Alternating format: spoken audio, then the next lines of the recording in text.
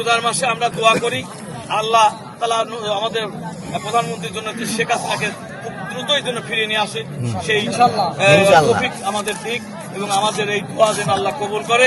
আগামী দিনে যাতে নতুন নেত্রী শেখ হাসিনা ফিরে এসে বাংলাদেশের প্রধানমন্ত্রীর দায়িত্ব নিয়ে এই দেশকে উন্নয়ন আবার করে, সেটা আমরা দেখতে চাই।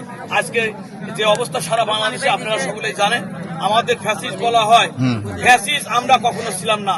ফ্যাসিস্ট বলে এই যে 18 মাস তত্ত্বাবধায়ক ছিল তারা ফ্যাসিস্ট, বর্তমানে যারা আছে তারা ফ্যাসিস্ট। আওয়ামী লীগের সময় কাউকে কখনো কোনোদিন ওই মব করা হয় নাই, সুদানের বাজারে ধরে মারা হয় নাই, কাউকে সাজা নেওয়া হয় নাই। কিন্তু এখন আমরা কি দেখি, সবখানে মব করা। একজন বাজারে গেছে, তার মারপিট করতেছে, তার কাটিয়ে নিচ্ছে, একজনের সাদাবাজি করতেছে, বাড়ি দখল করতেছে। এরকম কি আওয়ামী লীগের সময় হয়েছে ভাই? বিএনপির সময় কিন্তু এইগুলি হয়।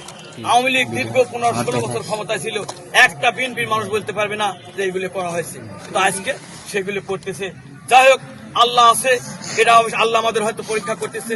যারা আসলে প্রকৃত মুসলমান, আল্লাহ তাদের মাঝে আমাদের পরীক্ষা করে, হয়তো আমরা সেইভাবে পরীক্ষা দিচ্ছি। আল্লাহ আমাদের পরীক্ষা যখন আবার খুশি হবে, অবশ্যই আওয়ামী লীগ ক্ষমতা আসবে, এই বলে আমি আমার জয় বাংলা, জয় বাংলা।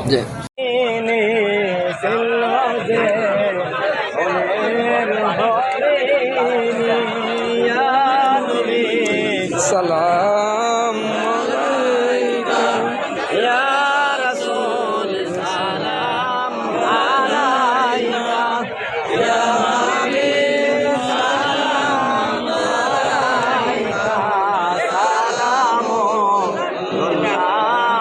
আলাইকা।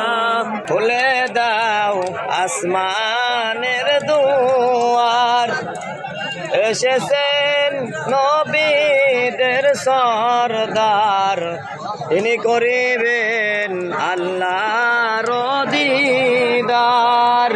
ইয়া নবী সালাম